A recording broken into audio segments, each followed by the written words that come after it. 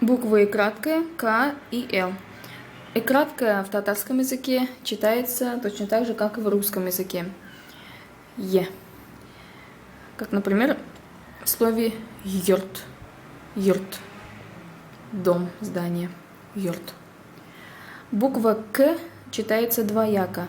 В мягких словах и словах, заимствованных из русского языка, читается мягко К. Как, например, в слове «көн» – канал. А в твердых татарских словах читается «к» – «кыз». Сравните «к» и «к». «К». Этот звук образуется близко к основанию языка. «К».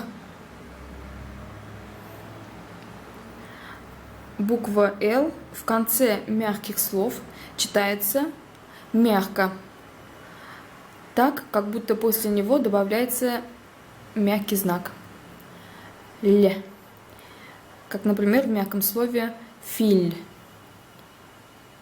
«Филь». А в остальных случаях, то есть в конце твердых слов и слов, заимствованных из русского языка, читается, как обычно, «л». Кызыл. Сравните «л» и «л».